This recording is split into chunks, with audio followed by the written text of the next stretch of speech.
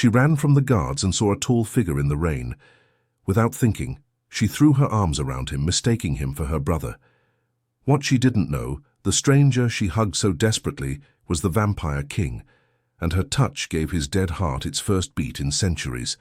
The rain fell like tears over Eldon City, turning the cobblestones into mirrors that reflected 1,000 lanterns. Mira's bare feet splashed through puddles as she ran, her heart hammering against her ribs like a caged bird, desperate to escape. "Stop that thief!" The shout echoed behind her, bouncing off the narrow walls of the night market. She clutched the stolen loaf of bread tighter against her chest, protecting it from the rain, even as her worn dress clung to her skin. The bread wasn't for her. It never was. 4 orphan children waited in the abandoned chapel on the east side, their hollow eyes and empty bellies more painful than any hunger she'd ever known. The market was chaos tonight. Merchants shouted about fresh fish and silk scarves. A fortune-teller's tent glowed purple in the darkness. Somewhere a violin played a haunting melody that made Mira's chest ache. She darted between stalls, her small frame an advantage as the 2 city guards struggled to follow, their armor clinking like angry bells. "Move! Out of the way!" one guard roared. Mira's lungs burned. She'd been running for 5 blocks, and her legs felt like they might give out at any moment. She risked a glance backward. The guards were gaining, their faces twisted with determination. They hated street rats like her. Last month they'd broken a boy's arm just for stealing an apple. Just a little further, she told herself. The chapel is only 3 streets away. That's when she saw him. Or rather, she didn't see him clearly at all. In her panic, eyes blurred with rain and fear, Mira spotted a tall figure standing motionless at the edge of the market. He wore a dark cloak with the hood pulled low, and for one desperate, foolish second, her exhausted mind played a trick on her. Mark, her brother, her older brother, who'd left 2 years ago to find work in the northern mines, promising to return. The height was right. The broad shoulders were right. The way he stood slightly turned away from the crowd, watching just like Mark used to do. Relief flooded through her like warm honey. Without thinking, without seeing the danger, Mira changed direction and ran straight toward him. She crashed into his chest with the force of a small storm, her arms instinctively wrapping around his waist, her face pressing against the cold silk of his cloak. "Mark, please, the guards, help me." The words died in her throat. The world went silent. Not quiet, silent, as if someone had stolen all the sound from existence. The merchant stopped shouting. The violin ceased its crying. Even the rain seemed to pause mid-fall, droplets hanging in the air like suspended diamonds. Mira felt it immediately. This wasn't Mark. The body beneath her arms was cold, not the chill of rain-soaked clothes, but a coldness that went deeper, ancient and absolute, like embracing a marble statue that had stood in a winter graveyard for 1,000 years. No heartbeat drummed against her ear, no warmth radiated through the fabric. And yet, she felt something else. A tremor, a vibration that started where her hands touched his back and spread outward like ripples on a pond. The air around them began to hum with an energy that made her hair stand on end. Slowly, terribly slowly, Mira lifted her head. 2 eyes stared down at her from within the shadow of the hood. They glowed faint crimson, like dying embers in a fireplace, beautiful and horrifying all at once. His face was pale as moonlight, carved with sharp cheekbones and a jaw that looked like it could cut glass. Full lips, slightly parted in what might have been shock. He couldn't have been older than 30, and yet something about his gaze made him feel timeless. For 3 heartbeats, neither of them moved. Mira's mind screamed at her to run, but her body had forgotten how. She was a rabbit staring at a wolf, frozen in the moment before the kill. The creature's hand slowly rose. For a terrifying second, Mira thought he would grab her throat. Instead, his pale fingers trembled as they moved to his own chest, pressing against the place where a heart should beat. His lips moved, forming words so soft she almost didn't hear them. Reality crashed back like a wave. The market exploded with noise again. Merchants yelling, the violins screaming, rain pounding the stones, but something had changed. The people closest to them had stopped what they were doing. They stared with wide eyes, not at Mira, but at the man in the cloak. An old woman selling flowers dropped her basket, her face drained of color. A merchant backed away slowly, making a warning sign with his fingers. Someone whispered the word that made Mira's blood turn to ice. Vampire. The guards who'd been chasing her had stopped 10 feet away. They no longer looked angry. They looked terrified, their hands hovering near their swords, but too afraid to draw them. Mira finally found the strength to pull away. She stumbled backward, her arms falling to her sides, the bread slipping from her grasp and landing in a puddle with a soft splash. The vampire's crimson eyes followed her movement, but he didn't reach for her. He didn't move at all. He simply stood there, one hand still pressed to his chest, his expression frozen in something between wonder and horror. I'm sorry, Mira stammered, though she didn't know why she was apologizing. I thought you were. I didn't mean to. Go, he said. His voice was like velvet dragged over gravel, smooth and rough all at once. It held command, the kind of voice that had ordered armies and toppled kingdoms. But underneath the command, Mira heard something else, something that sounded almost like fear. She didn't wait to find out. Mira turned and ran, leaving the bread behind, pushing through the crowd that parted for her like water around a stone. Behind her she heard nothing, no footsteps following, no shouts, just that terrible heavy silence that seemed to cling to the vampire like a cloak. She ran until her legs gave out 3 streets away, collapsing against a wall in a dark alley. Only then did she look down at her hands. They were shaking, but not from fear alone. Where her palms had pressed against the vampire's back, her skin tingled. It felt warm, almost burning, as if she'd touched something holy instead of something damned. And on her left wrist, just below her thumb, was a mark she'd never seen before.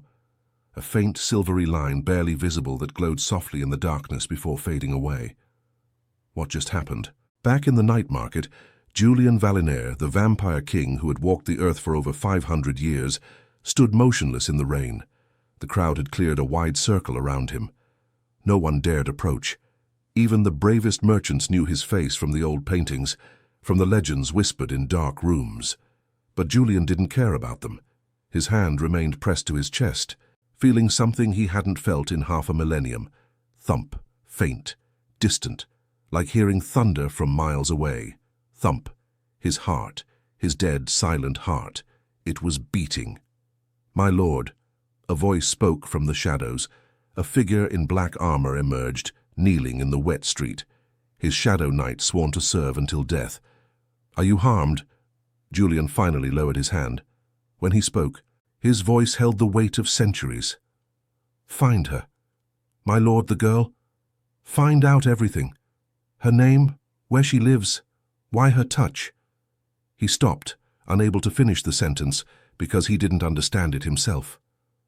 The Shadow Knight bowed. "It shall be done." As his servant vanished into the night, Julian looked down at his own hands.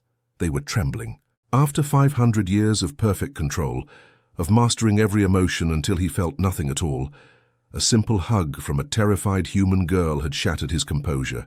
He could still feel the warmth of her, still smell the rain in her hair and the desperation in her fear. And underneath it all, something else, something pure and bright that he'd forgotten existed in this dark world. Kindness. She'd sought protection in what she thought was her brother's arms, even while running for her life. "When is the last time anyone touched me without fear?" Julian pulled his hood lower and disappeared into the shadows, leaving only wet footprints that faded in the rain. He didn't know it yet, but his 5 centuries of solitude had just ended with a single mistaken embrace, and nothing would ever be the same. The journey back to Valina Manor took an hour by horse, but Julian barely noticed the passing time. He rode through the rain-soaked forest like a ghost, his mind trapped in an endless loop, replaying those 3 seconds when the girl's arms had wrapped around him. Thump, thump. There it was again, faint but undeniable, his heart beating. Julian pressed his palm flat against his chest as his black stallion navigated the muddy path. For 500 years, there had been nothing. The transformation into a vampire had stolen many things. His reflection, his ability to walk in sunlight, his taste for human food. But the cruelest theft had been his heartbeat. The silence in his chest had been a constant reminder that he was no longer truly alive. Until tonight. "This is madness," he whispered to the darkness. The forest whispered back, wind moving through ancient oaks like the breath of sleeping giants. Somewhere in the distance a wolf howled. His horse's ears flicked nervously, sensing things that humans couldn't. But Julian wasn't afraid of wolves or darkness or anything the forest could offer. What terrified him was the impossible warmth still lingering on his skin where the girl had touched him. Valinair Manor rose from the mist like a crown of stone and shadow. 3 stories of Gothic architecture built 2 centuries ago, when Julian had finally accepted that hiding was better than ruling. Gargoyles perched on the corners, their stone eyes forever watching. No lights burned in the windows. He dismissed most of his servants decades ago, preferring solitude to pretense. He dismounted in the courtyard, and his stallion immediately fled to the stables, happy to be away from its master's unnatural presence. Animals always knew what he was. The Shadow Knight materialized beside the fountain, silent as death itself. "Report," Julian commanded, climbing the steps to the entrance. "Her name is Mira. No family name. She's an orphan. Lives in an attic room above Henry's Bakery on Copper Street. Works as a cleaning girl for 3 copper coins a day." The knight paused. "The bread she stole was not for herself, my lord. She feeds orphan children in the old chapel. She does this twice a week, always risking arrest." Julian stopped walking. "She steals to feed others?" "Yes, my lord. The city guards know her well. They call her the Foolish Saint." There was something almost like admiration in the knight's voice. "She has been arrested 4 times but never stops. A foolish saint." The phrase echoed in Julian's mind as he entered the manor. The grand hallway stretched before him, lined with portraits of ancestors he'd outlived by centuries. Their painted eyes seemed to judge him from the canvas. "There's more, my lord." The knight's tone changed, becoming cautious. "The girl, she has a mark." Julian spun around. "What kind of mark? On her wrist?" "My spies observed it glowing briefly after the encounter, silver in color. It faded within minutes, but—" The knight hesitated. "It matches descriptions from the old texts, the resonance mark." The world tilted. Julian grabbed the doorframe to steady himself, his supernatural strength momentarily failing him. "That's impossible. The resonance hasn't appeared in over 1,000 years, not since the First Age when humans and vampires could form soul bonds." "Yes, my lord." The knight's voice dropped to barely a whisper. "The scholars believed it extinct. Soul bonds, the old magic that had allowed vampires to love humans without destroying them. The magic that had been lost when the Great War turned vampires into predators and humans into prey. Julian had read about it in crumbling texts, always believing it was nothing more than fairy tales written by romantic fools. "Leave me," Julian said hoarsely. The Shadow Knight bowed and vanished into the darkness, leaving Julian alone in the hallway with only candlelight and terrible revelations. He climbed the stairs to his private chambers, each step feeling heavier than the last. His room was simple for a king. A large bed he never used for sleep, shelves filled with books and a balcony overlooking the forest. He stood there now, gripping the stone railing, watching the rain fall over his kingdom of shadows. "Thump! Thump!" Still beating, getting stronger. "What have you done to me?" he asked the knight, as if the girl could somehow hear him across the miles. Exhaustion hit him suddenly, a feeling so foreign he almost didn't recognize it. Vampires didn't tire. They didn't need rest. But Julian found himself collapsing onto the bed, his eyes closing against his will. Sleep came like a dark wave, and with it, dreams. He saw her face clearly now, no longer blurred by rain and chaos. Young, perhaps 19 or 20, dirt smudged on her cheek, brown eyes that held kindness despite living in cruelty. Dark hair plastered to her face. She wasn't beautiful by noble standards, too thin, too worn, too marked by poverty. But in the dream, she glowed. In the dream, she reached for him again, and this time he didn't pull away. Her arms wrapped around him, and the warmth flooded through his entire body like sunlight breaking through clouds. He heard his heartbeat stronger, felt blood, real. Warm blood began to flow through veins that had been cold for centuries. "Why are you crying?" Mira asked, touching his face. Julian realized tears were streaming down his cheeks. When was the last time he'd cried before his transformation? He couldn't even remember. Because I'd forgotten, he whispered. I'd forgotten what it felt like to be alive. She smiled, and it was the saddest, most beautiful thing he'd ever seen. Then don't go back to being dead. The dream shattered. Julian woke, gasping, sitting upright in bed. The candles had burned down to stubs. Dawn was still hours away, but he could feel it approaching, that instinctive dread all vampires carried in their bones. He looked down at his hands. They were shaking again. For 500 years he'd built walls around his heart, convinced himself that emotions were weaknesses he'd outgrown. He'd watched kingdoms rise and fall. He'd seen friends age and die while he remained unchanged. He'd learned to feel nothing because feeling meant pain, and pain was for those still foolish enough to hope. But one hug from a starving girl who stole bread for orphans had torn down those walls like they were made of paper. "This cannot happen," Julian said to the empty room. "She's human, fragile, mortal. In 60 years, she'll be dust, and I'll still be here alone." But even as he spoke the words, he knew they didn't matter. Something ancient had awakened inside him. Something that predated his transformation. Something that remembered what it meant to be human. And it was hungry, not for blood, but for something far more dangerous. Connection. Julian stood and walked to his desk, where maps of Eldin City lay scattered. He found Copper Street easily, traced the route from the bakery to the old chapel where she fed the children. "I should stay away," he told himself. "I should forget this ever happened." His finger remained on the map, hovering over her street. Thump, thump, thump. His traitorous heart beat faster, as if trying to tell him something his mind refused to accept. The vampire king, ruler of the night, immortal and invincible, was falling, and he didn't know how to stop. Mira woke to the sound of roosters crowing and the smell of fresh bread baking below. For one blessed moment she forgot about last night.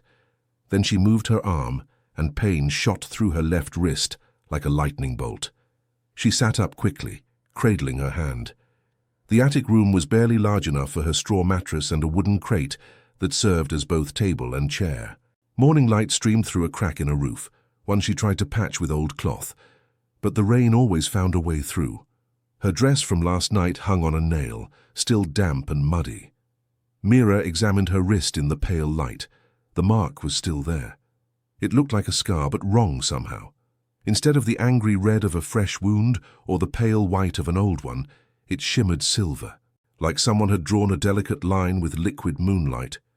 The shape reminded her of a vine, or perhaps a ribbon curling from her wrist toward her palm. She touched it gently. It didn't hurt anymore, but it felt warm, warmer than the rest of her skin. And if she stared at it long enough, she could swear it pulsed faintly in rhythm with her heartbeat. What is this? The memory crashed over her. Crimson eyes in the darkness, cold arms beneath her desperate embrace, the word whispered by terrified onlookers. Vampire. No. No, no, Mira whispered quickly, pulling her sleeve down to cover the mark.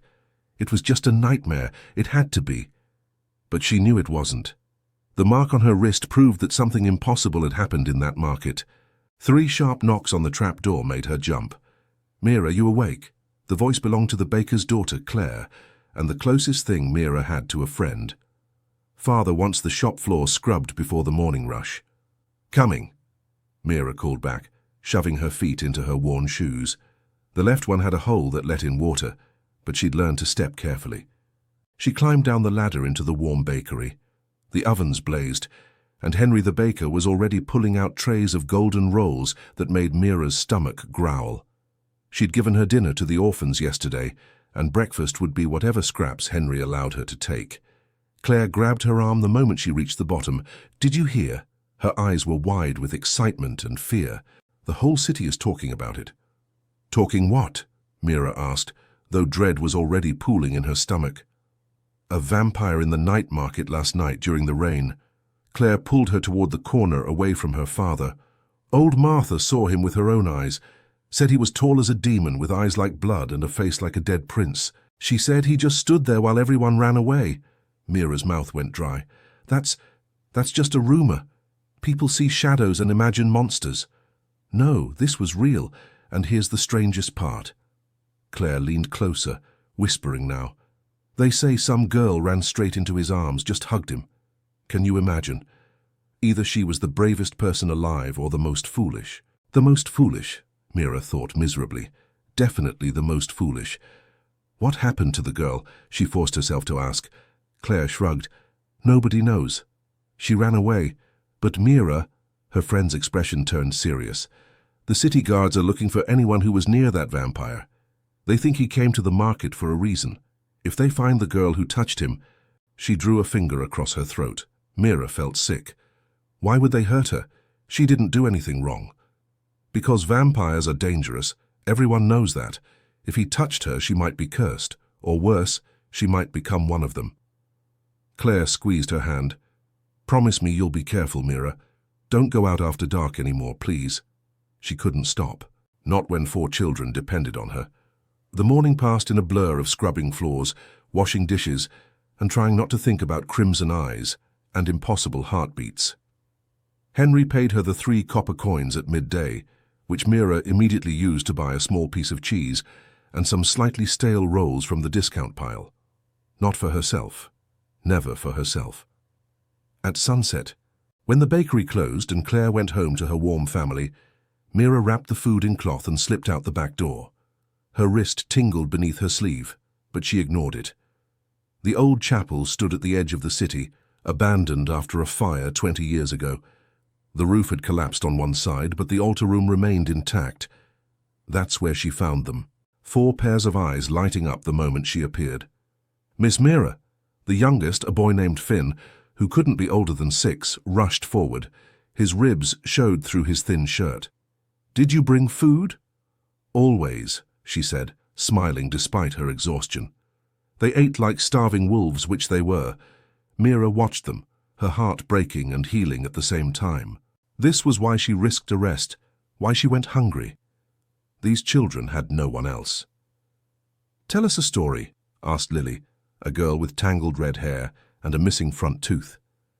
Mira sat against the wall, the children gathering around her like chicks around a hen. She told them about a brave knight who fought a dragon, carefully avoiding any mention of vampires or night markets, or the terror that still made her hands shake. What she didn't notice was the shadow watching from the chapel's broken window. The Shadow Knight had followed her all day, reporting every movement back to his master. He watched her give away food she needed herself, watched her smile at children who had nothing, watched her check her wrist repeatedly when she thought no one was looking. This girl was either a saint or a fool, perhaps both.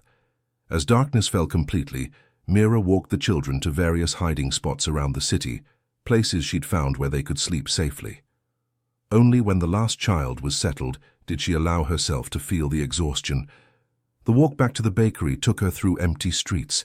The city felt different at night now, as if every shadow might hold crimson eyes and impossible questions. Her wrist suddenly burned hot.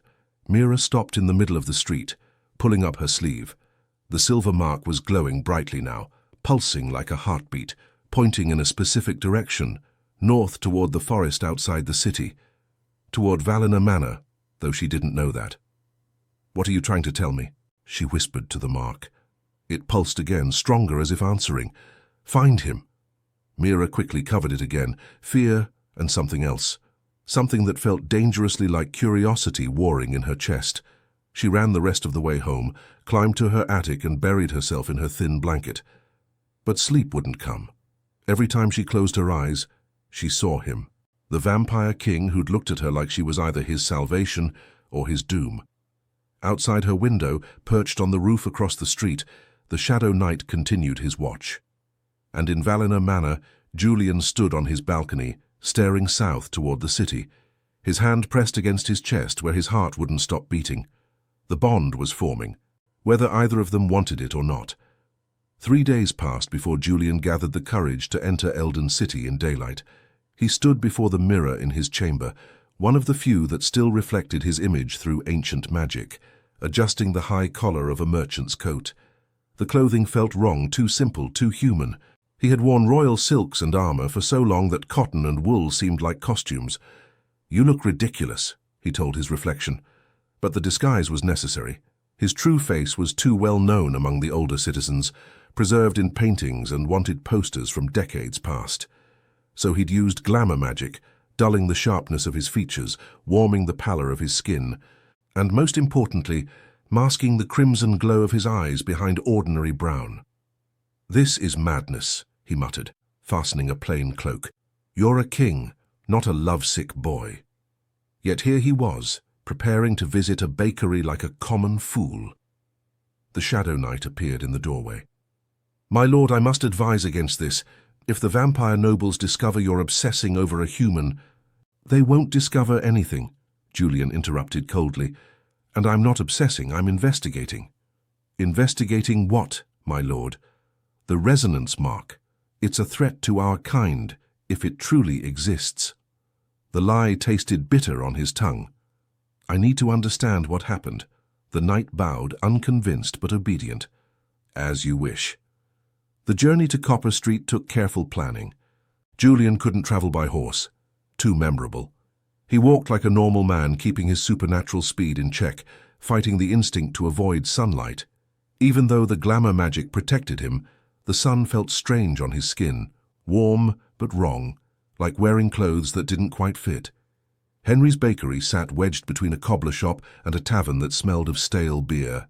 The morning crowd buzzed with activity, workers buying breakfast, mothers with children, old men arguing about weather. Julian paused outside, suddenly uncertain. What am I doing? Through the window, he saw her. Mira knelt on the floor, scrubbing tiles with a brush, her dark hair tied back with a frayed ribbon. Her dress was patched in 3 places, and her hands were red from the harsh soap. She looked tired, thinner than he remembered, as if she carried the weight of the world on her narrow shoulders. And yet, she was smiling at something the baker's daughter, Claire, said. Julian's dead heart, no, his beating heart, lurched painfully in his chest. He pushed open the door. A bell chimed. "Welcome," Henry called from behind the counter. "What can I get you, sir?" Julian forced his voice to sound casual. "2 rolls and whatever's fresh. I'm traveling north and need provisions." "Excellent choice," Henry said. "Mira, fetch the gentleman some honeyed rolls from the morning batch." Mira stood wiping her hands on her apron.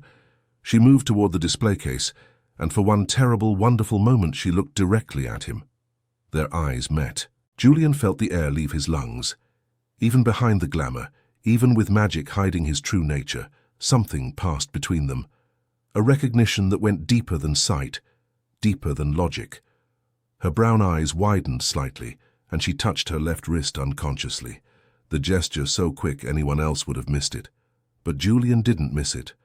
He saw everything about her with predatory clarity, the quickening of her pulse at her throat, the slight tremor in her fingers, the way her breath caught for just a second.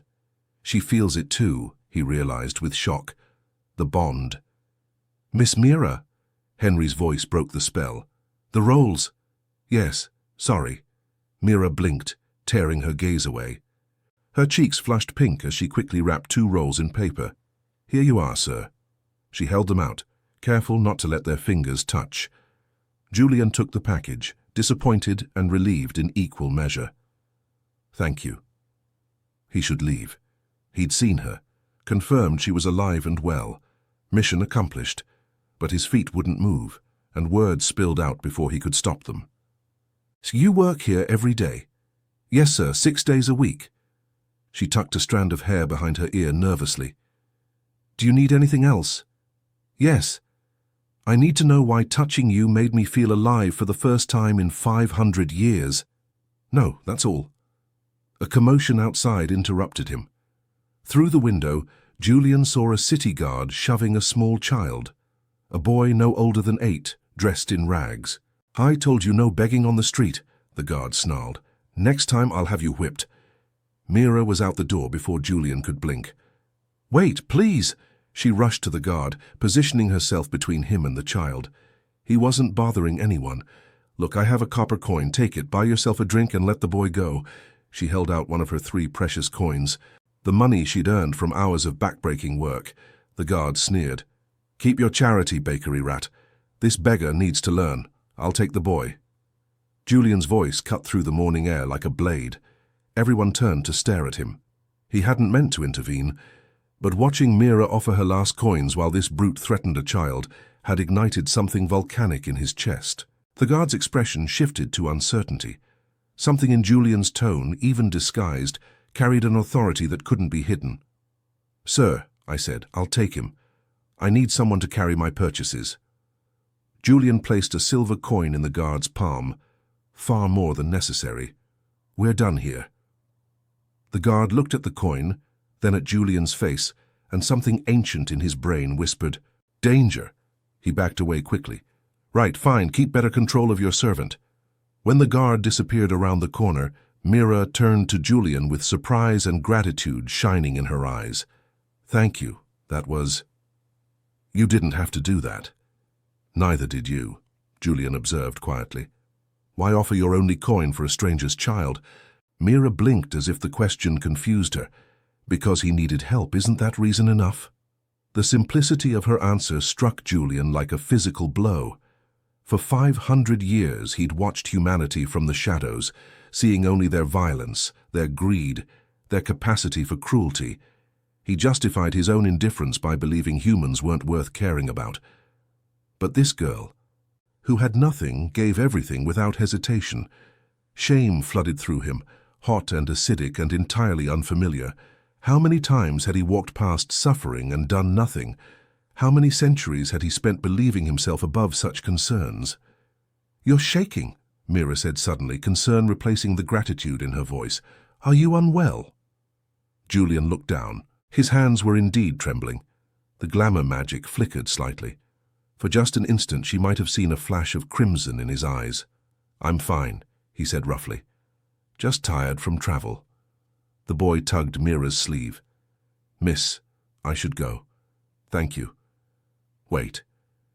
Mira ducked back into the bakery and emerged with one of Julian's rolls, pressing it into the child's hands. "Eat something first." The boy's eyes went wide. He clutched the roll like treasure and ran off before anyone could change their mind, which meant Mira had just given away food she'd been paid to sell. "He needed it more than I do," she said, catching Julian's stare. Then she smiled. Not the polite smile of a servant, but something genuine and bright that made his chest ache. "And you've already paid for it, so Henry won't notice one missing roll." In that moment, standing in the morning sun on a dirty street, Julian understood something terrifying. He wasn't falling in love with this girl. He had already fallen. "What's your name?" The question escaped before he could stop it. "Mira," she hesitated. "And yours?" He should lie, give a false name, keep the distance necessary to protect them both. "Julian," he heard himself say. Her eyes widened slightly, and he realized his mistake. His real name was known in legends, written in history books. But she didn't make the connection, and relief washed over him. "Well, Julian," Mira said softly, "thank you again for helping that boy. The world needs more people willing to do what's right. I'm not a person," he wanted to say. "I'm a monster wearing a person's face." Instead, he nodded and turned to leave before he did something truly foolish, like tell her the truth. But as he walked away, he heard her call out, "Safe travels." Julian stopped, looked back. She was standing in the doorway, backlit by the warm glow of the bakery, still smiling at him. And for the first time in 500 years, someone wished him safety instead of death. The city transformed overnight. Red lanterns hung from every building, turning Eldon City into a sea of crimson light. Market stalls sold blood-red ribbons and dark roses. Children wore masks painted with fangs, playing at being monsters while their parents watched with fond smiles. The Blood Moon Festival, the one night each year when humans pretended to celebrate the vampires who ruled from the shadows. Mira stood in the back room of the Grand Hall, adjusting the simple black dress they'd given her. It was the finest thing she'd ever worn, plain but clean, with sleeves that actually covered her wrists. She'd volunteered to serve at the festival feast for one reason. They paid 10 silver coins. 10 coins could feed the orphans for a month. "Stop fidgeting," Claire whispered beside her. She'd volunteered too, though for different reasons. Her father insisted it was good for business to show loyalty. "You look fine." "I look terrified," Mira corrected, tugging at her collar. "What if real vampires come?" "They always come, that's the point." Claire checked her reflection in a polished pan. "The city pays tribute. Gold, jewels? Sometimes—" She lowered her voice.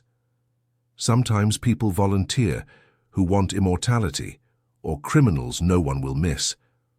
Mira's stomach turned. "That's horrible. That's survival. We give them what they want. They leave us alone. It's been this way for centuries." Claire squeezed her hand. "Just keep your head down. Serve the food and don't look anyone in the eye, especially not the nobles." The head servant, a stern woman named Madame Thorne, clapped her hands. "Attention, the guests are arriving. Remember, silence unless spoken to, eyes on the floor, and never approach the high table without permission.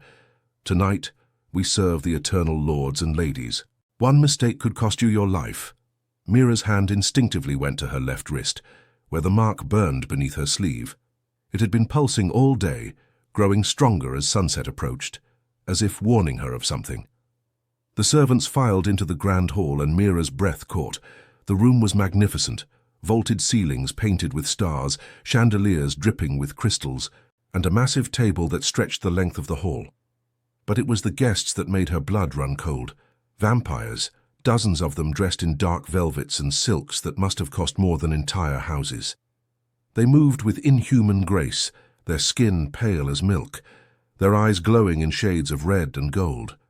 Some wore jewelry that sparkled with enchantments.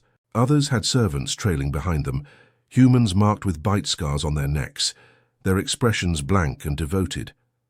At the center of the hall stood a throne, empty, waiting. "That's for the king," Claire breathed. "If he comes." "Does he usually?" "Not for decades. Some say he's dead, others say he's just—" She trailed off, eyes wide. Oh, gods, look. The massive doors at the far end opened. Silence fell like a blade. A figure entered, and Mira felt the air leave her lungs. He was dressed in black and deep crimson, a long coat embroidered with silver that caught the candlelight like captured starlight. His hair was dark, swept back from a face that looked carved from marble, sharp cheekbones, full lips, and eyes that burned with ancient crimson fire. A crown of black metal rested on his head, small but unmistakable. Every vampire in the room dropped to one knee. Every human servant bowed so low their foreheads nearly touched the floor. Mira stood frozen, her tray of wine goblets trembling in her hands.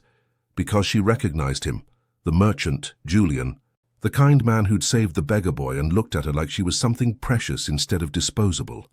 He wasn't a merchant at all. He was the Vampire King. The room spun. Mira's fingers went numb. The tray tilted. The crystal goblets crashed to the marble floor, exploding like ice. Red wine spreading across the white stone like blood. The sound echoed through the silent hall. Every eye turned to her. Mira wanted to run, to disappear, to wake up from this nightmare, but her legs wouldn't move. She stood in a pool of broken glass and spilled wine, staring at the king whose true nature she'd been too foolish to see. Julian's crimson eyes found hers across the distance. He stopped walking. His expression shifted. Surprise, then something that looked almost like pain. For 3 heartbeats, the most powerful creature in the kingdom simply stared at the poor serving girl, who'd accidentally discovered his secret. "You," Mira whispered, though no one else could hear. His jaw tightened. She saw his hand rise slightly, as if reaching for her before he caught himself and let it fall. "My lord," one of the vampire nobles hissed, a woman in purple silk with white hair. "Shall I remove this clumsy servant?" The threat in her voice was clear. Remove meant kill. "No." Julian's voice filled the hall, absolute and commanding. "Leave her." He walked toward his throne, his cape flowing behind him like liquid shadow, but as he passed Mira, his gaze never wavered. It burned into her, communicating something she couldn't name. Regret, longing, warning. The other vampires noticed. Whispers rippled through the crowd like poison spreading through water. Mira heard fragments. The king looked at her. A servant. How unusual. "Did you see his face?" Madame Thorne appeared at Mira's elbow, her face pale with terror. "Clean this up and get out now." Mira dropped to her knees, gathering broken glass with shaking hands. Blood welled from a cut on her palm, bright red against her pale skin. She didn't feel the pain, All she felt was the weight of those crimson eyes still watching her from the throne. Julian sat like a statue, his expression carved from stone, but his hands gripped the armrest so tightly that the ancient wood cracked beneath his fingers. The white-haired noble leaned close to him, her voice carrying, "You know this girl, my lord. I've never seen her before." The lie came smoothly, but Mira heard the strain beneath it. "Strange. You look at her as if she holds your very soul."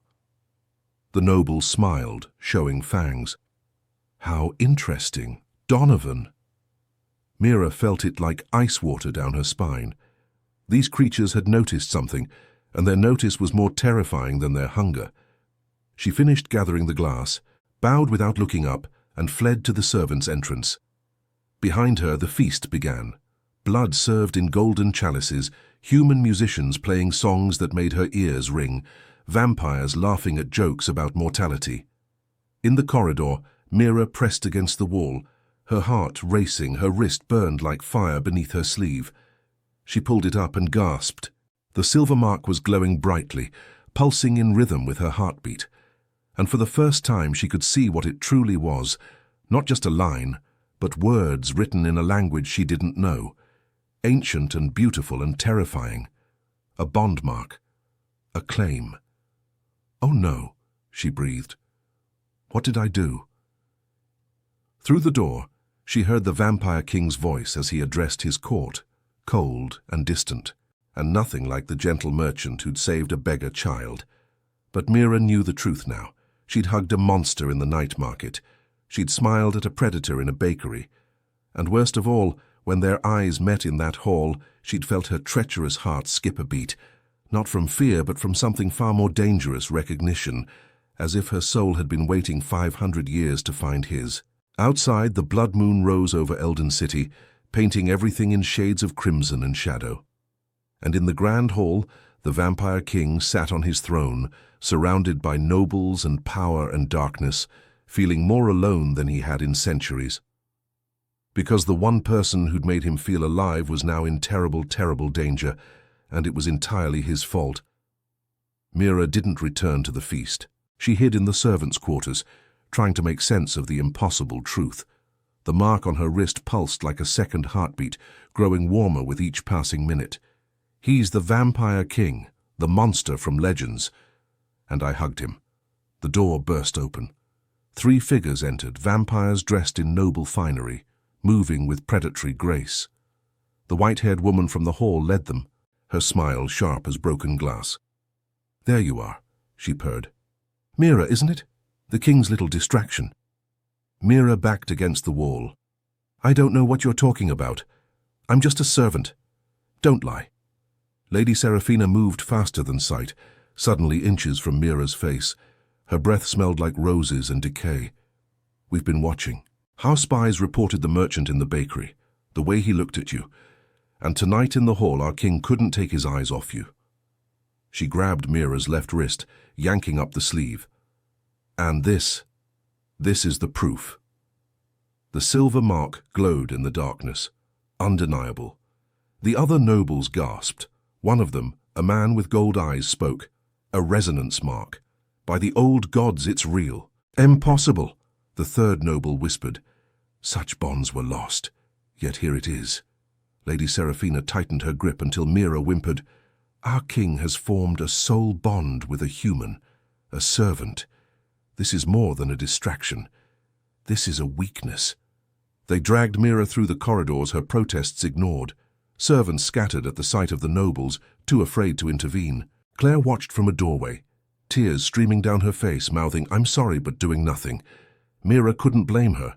What could a baker's daughter do against immortal predators? They pulled her back into the grand hall where the feast had grown louder. Vampires danced to eerie music, their movements too fluid to be human. At the throne, Julian sat in conversation with an elderly vampire. But he looked up the moment the doors opened. His expression transformed, shock melting into cold fury. "Lady Seraphina," his voice cut through the music like a blade. The hall fell silent. "Explain why you're touching what belongs to me."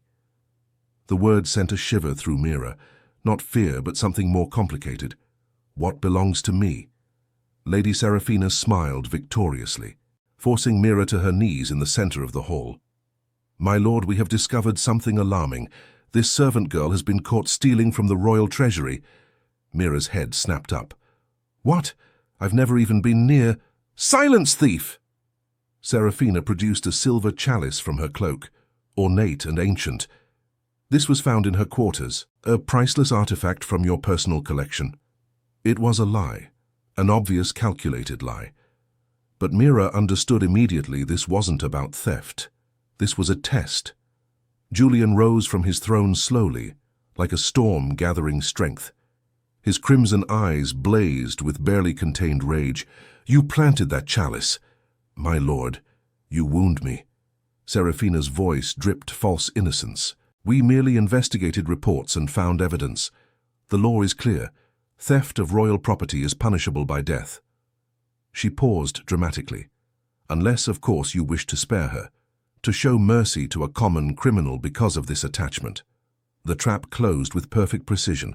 If Julian saved Mira, the nobles would claim he'd gone soft, that his bond with a human made him unfit to rule.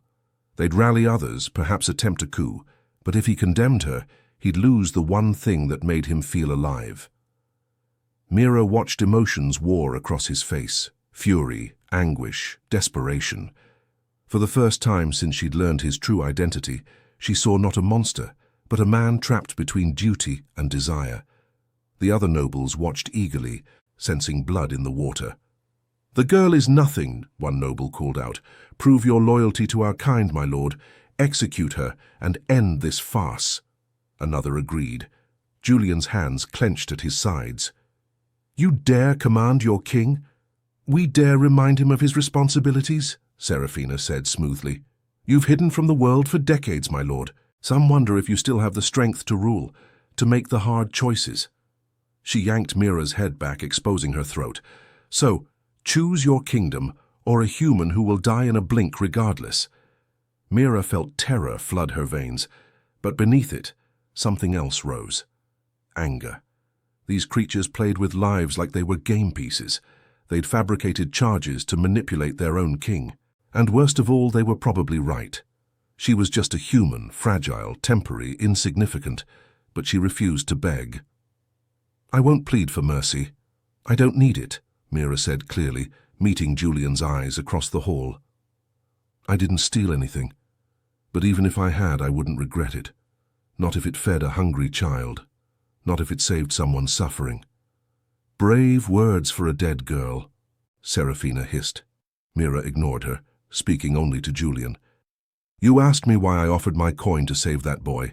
I said it was because he needed help. The same reason I hugged a stranger in the market. I thought he was my brother, someone who'd protect me. Her voice grew stronger. I was wrong about who you were, but I wasn't wrong about what I did. And if I had to choose again, knowing everything, she smiled, sad and certain, I'd hug you anyway. If it meant comfort for someone afraid, if it meant warmth for someone who'd forgotten what warmth felt like, I'd do it again, even knowing it would lead me here. The hall went utterly silent. Julian stared at her as if she'd struck him. His hand rose to his chest, pressing against where his heart beat traitorously beneath the silk and armor.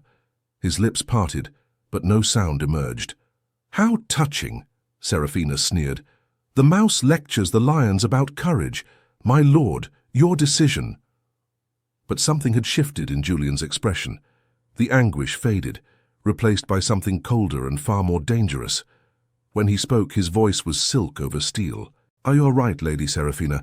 I have been hiding, making excuses, forgetting what it means to truly rule. He descended from the throne, each step deliberate. But you've reminded me, a king doesn't cower before his own court. A king doesn't allow manipulation. And a king. He stopped in front of Seraphina, towering over her. His power filled the room like a physical force, making even the ancient nobles take an involuntary step back. A king protects what is his. Seraphina's confidence flickered. My lord, the law. I am the law. Julian's eyes blazed brighter, and for the first time, Mira saw the true depth of his power. Centuries of restrained fury finally unleashed, Release her now. You choose a human over your own kind. Serafina's voice rose in disbelief and triumph. You'd prove yourself weak for— I choose, Julian interrupted quietly, to stop pretending I'm dead inside. She's right. I've forgotten kindness, forgotten what it means to protect instead of simply rule through fear. He looked at Mira, and despite the danger, despite the vampires circling like sharks, his expression softened. She gave a dead king his heartbeat back, and for that I will burn this entire court to ash before I let you harm her. The threat hung in the air like a drawn blade. Lady Serafina laughed, high and brittle. Then you've made your choice, and so have we. She raised her hand and suddenly dozens of vampires stepped forward, their eyes glowing with unified purpose. The court cannot follow a king enslaved by human emotion. We challenge your rule, Julian Valina, and we will take it by force. The coup had begun, and Mira, still kneeling in the center of the hall, with a fabricated crime hanging over her head, realized with terrible clarity she'd just started a war. The grand hall erupted into chaos. Vampires drew weapons, ancient blades that hummed with dark magic, their edges sharp enough to cut through steel. Others began chanting in a language that hurt Mira's ears, summoning power that made the air taste like copper and ash. Lady Serafina's eyes blazed gold. Seize the king! Kill the human! 3 vampires lunged for Mira. They never reached her. Julian moved like lightning given form. One moment he stood before his throne.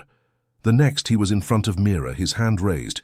Invisible force exploded outward, sending the attacking vampires flying across the hall. They crashed into columns with sickening cracks. "I said!" Julian's voice echoed with power that rattled the chandeliers. "She is mine!" His fury was terrifying. Not the hot rage of humans, but something ancient and absolute, like watching a mountain decide to move. The temperature in the hall plummeted. Frost spread across the marble floor in spiderweb patterns. The candles flickered and dimmed as if afraid. "You want to challenge me?" Julian's crimson eyes swept across the assembled nobles. "Then understand what you're fighting." He removed his crown and let it clatter to the floor. The sound rang like a declaration of war. "For 500 years I've played your games, maintained your cruel traditions, let you feast on human fear because I convinced myself I didn't care." His voice grew louder, filling every corner of the massive hall. "But I was wrong, we are wrong, this system, blood taxes, human subjugation, ruling through terror. It ends tonight." Gasps rippled through the crowd. Even the rebelling nobles looked shocked. "My lord, you've gone mad!" Serafina shrieked. "Without tribute, without fear, humans will rise against us. They'll hunt us as they did in the old days." "Good." Julian's word fell like a hammer. "Let them try. Perhaps we deserve it." He turned to address the entire court, and Mira saw something she never expected. Shame etched into the face of an immortal king. "Look at what we've become. We call ourselves superior, yet we terrorize the weak. We claim nobility, yet we steal children from their beds. We speak of eternity, but we've forgotten how to live." His gaze found Mira, still kneeling, still defiant. "One human showed me more courage in 3 seconds than I have witnessed from this court in 3 centuries. She risked everything for strangers, and we've risked nothing but their lives." "Enough!" Serafina screamed. "You betray your own kind for a mortal girl. Brothers and sisters, he's enslaved by the bond. We must free him." She thrust her hands forward, and dark energy erupted. Shadow magic, ancient and forbidden. It took the form of chains that shot toward Julian, meant to bind his power and break the resonance mark by force. The chains wrapped around him, tightening, glowing with runes that burned against his skin. Mira screamed, "No!" But Julian didn't fight the chains. Instead, he closed his eyes and pressed his hand to his chest over his heart. The heart that beat because of Mira. The heart that remembered what compassion felt like. And something impossible happened. Light exploded from Julian's chest. Not the crimson glow of vampire magic, but pure silver white, the same color as Mira's mark. It burst through the chains like they were made of paper, dissolving Serafina's dark magic in an instant. The light spread outward in waves, and wherever it touched, the vampire nobles' power simply stopped. Their weapons clattered to the floor. Their spells fizzled and died. Ancient sigils carved into their armor, cracked and shattered. Centuries-old vampires stumbled backward, their eyes wide with disbelief. What is this?" Serafina gasped, staring at her hands as if they'd betrayed her. "The old magic," Julian said, his voice filled with wonder and terror. "The magic we thought extinct. Mira's compassion, her warmth. It didn't just awaken my heart. It awakened the power that existed before we became monsters, before we chose darkness over light." He looked at his own hands, watching the silver light dance across his skin.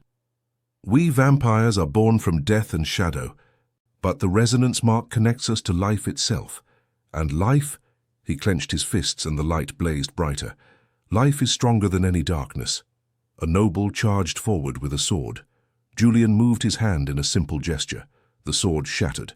The vampire flew backward unharmed but utterly powerless. All around the hall the rebelling nobles realized the truth. They couldn't fight this. Their king had been given a weapon they couldn't counter.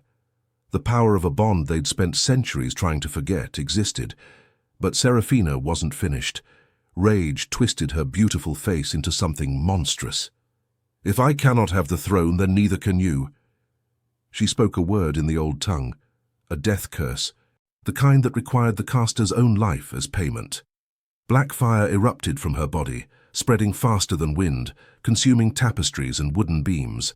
The ancient hall, standing for centuries, began to burn with flames that fed on magic itself. "Everyone out!" Julian roared at the vampires and human servants. "Now!"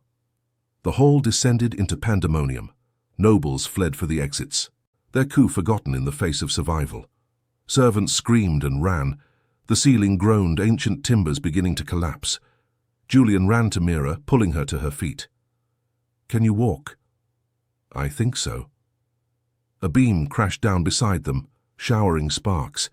The heat was intense, growing stronger by the second. Julian saw it. Through the burning ceiling, she could see the sky, and it was no longer night. Dawn approached, turning the horizon from black to deep blue. Dawn, fatal to vampires. "Go!" Mira pushed at him. "You have to get to shelter. I can find my own way." "No." He swept her into his arms, holding her against his chest as he'd never held anything before, gently, protectively, as if she were made of glass and dreams. "I've spent 500 years hiding from the sun. If it takes me, then at least I'll die knowing I finally did something right." He ran through the burning corridors, moving with supernatural speed, even as the silver light around his body flickered and faded. The power that had defeated his nobles was temporary, fueled by extreme emotion already draining away. Fire raged on all sides. Tapestries became torches. Stone walls cracked from the heat. Behind them, the throne room ceiling collapsed with a roar like thunder. Mira buried her face in his shoulder, feeling his arms tighten around her. "I'm sorry," she whispered. "This is my fault. If I hadn't hugged you—" "If you hadn't hugged me," Julian interrupted, kicking through a burning door, "I'd still be dead inside. I'd still be that cold king who watched the world suffer and felt nothing. You didn't ruin me, Mira. You saved me." They burst through the main entrance just as the first rays of sunlight touched the highest tower of the citadel. Julian stumbled, but didn't stop. He carried Mira away from the burning building, up a hill that overlooked Eldon City, putting distance between them and the flames. Only when they reached the crest did he finally set her down, his body trembling with exhaustion. The sun rose behind them, painting the sky in shades of gold and pink. For the first time in 500 years, dawn broke over the vampire citadel, and Julian Valiner, the vampire king, stood in its light, weakened, burned by rebellion and flame, but alive, still alive. Julian expected to burn. Every vampire knew the stories. Sunlight might turn their kind to ash in seconds, a death both painful and absolute. Yet as the first rays of dawn touched his skin, he felt only warmth, not the burning agony of his flesh igniting. Just warmth. He stared at his hands in disbelief. The sunlight painted them gold instead of turning them to dust. His skin didn't blister or smoke. He was weakened, yes. His supernatural strength drained away, leaving him feeling heavy and mortal. But he wasn't dying. "How?" he whispered. Mira stepped in front of him, and he saw it. The silver mark on her wrist blazed brilliantly in the sunrise, pulsing with protective light. Threads of silver energy extended from her mark to his chest, wrapping around him like an invisible shield. "The bond," Mira breathed, understanding flooding her features. "It's protecting you." Julian touched his chest where his heart beat. Steady, strong, impossibly alive. "You're saving me again." Below them, Elden City was waking. Smoke rose from the burning citadel, visible for miles. Citizens poured into the streets, pointing and shouting. The vampire stronghold, symbol of their oppression for centuries, was falling, and their king stood on a hill bathed in sunlight, holding the hand of a poor human girl. "They'll talk about this for generations," Julian said quietly. "The day the vampire king chose dawn over darkness." "Do you regret it?" Mira asked. "Everything you lost?" Julian looked at her, truly looked at her, not as a king observing a subject, not as a predator sizing up prey, but as one soul recognizing another. Her brown eyes reflected the sunrise, warm and alive and utterly unafraid. "I regret," he said slowly, 500 years of not living, of mistaking existence for life, of believing power mattered more than connection." He took her other hand, gentle despite his trembling. "You gave a dead man a heartbeat, Mira. You made me feel again. How could I possibly regret that?" Tears welled in her eyes. "I'm just a poor girl who steals bread for orphans. I'm nobody special. I'll grow old and die while you stay young forever. 50 years from now, you'll be standing on this same hill, and I'll be dust." Julian pressed his forehead to hers, his voice breaking. "Do you know what eternity feels like when you're alone? Every year stretches into a nightmare. Every decade becomes a prison. I've watched empires crumble and stars die, and all of it meant nothing because I felt nothing." He pulled back just enough to meet her eyes.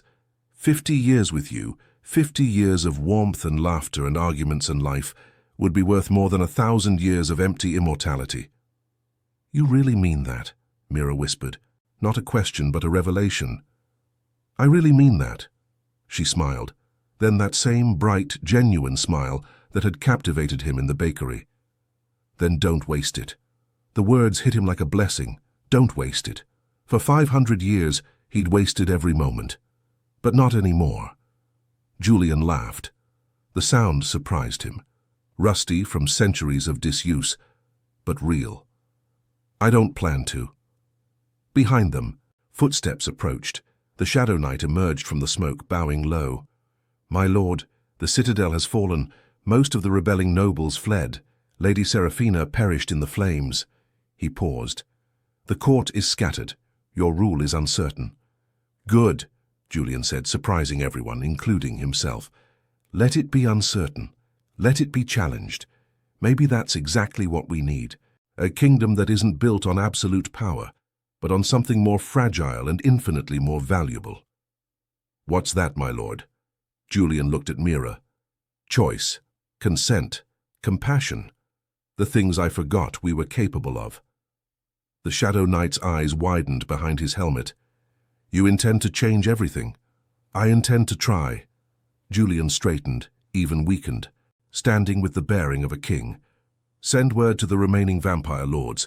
The blood taxes end today. Human subjugation ends today. Anyone who refuses to adapt will face my judgment, and this time I won't be merciful to cruelty. They'll resist, my lord. Let them. I have something they don't." He squeezed Mira's hand, a reason to fight for something instead of against everything. As the sun climbed higher, other figures appeared on the hill. Human servants who'd fled the burning citadel, a few younger vampires who'd grown tired of the old ways, and finally a group of children led by a boy with wide eyes. "Miss Mira!" Finn ran forward, the orphan she'd fed countless times. "Are you hurt? We saw the fire and—" He stopped, staring at Julian with recognition and terror. Mira knelt, pulling the boy into a hug. "I'm fine, Finn. Everything's fine now. But he's someone who's trying to be better," Mira said firmly, looking up at Julian with such trust it made his chest ache. "Just like all of us." Julian slowly lowered himself to one knee, bringing his eyes level with the child's. It was a gesture no vampire king had made in living memory, kneeling before a human beggar child. "I'm sorry," Julian said simply, "for what my kind has done, for the fear we've caused, for every child who went hungry because we took too much." He extended his hand, palm up, offering rather than demanding. "I can't undo the past, but I swear to you, to all of you, the future will be different." Finn stared at the offered hand for a long moment. Then, with a fearless trust only children possess, he reached out and took it. The resonance mark flared on Mira's wrist, and for just an instant, everyone on that hill felt it. A warmth that spread from her to Julian to the child and outward like ripples on a pond. A connection. A promise that things could change. More people arrived as the morning grew bright, humans and vampires alike, drawn by the impossible sight of their king standing in sunlight. Word would spread through Eldon City like wildfire. The vampire king had fallen in love with a servant girl, and in doing so had remembered his humanity. Some would call it weakness, others would call it revolution. Mira just called it hope. "What happens now?" she asked Julian as they stood together watching the sunrise paint the world in shades of gold. "Now," Julian said, threading his fingers through hers, "we walk forward together. I'll rebuild the kingdom into something worth ruling. You'll keep saving orphans and teaching me how to be kind. We'll make mistakes, we'll face opposition. It won't be easy. Nothing worth doing ever is," Mira said softly. "Wise words from a foolish saint." She laughed. "Wise words from a dead king who learned to live." They turned away from the burning citadel and faced the city below. Eldon City, where humans and vampires would have to learn to coexist, not through fear but through choice. Where blood taxes would become fair trade. Where monsters might remember they were once human, and humans might learn that monsters could change. It would take time, years, perhaps decades. There would be resistance, rebellion, setbacks. But as Julian took his first steps down the hill with Mira beside him, the sun warm on his face and his heart beating strong in his chest, he felt something he'd thought lost forever. Purpose. 500 years of darkness, ended by a single mistaken hug. 500 years of death brought back to life by a girl who saw a stranger in need and offered comfort without hesitation. Behind them, the old world burned. Ahead of them, a new one waited to be built. And for the first time in centuries, the vampire king wasn't afraid of the light. The end. In the years that followed, historians would debate what truly changed that blood moon night. Some credited King Julian's rebellion, others pointed to the resonance mark's return. But those who were there, who saw a poor girl offer her hand to a monster, and a monster choose to become something more, knew the truth. Love hadn't conquered darkness. It had simply reminded darkness that it didn't have to stay dark forever.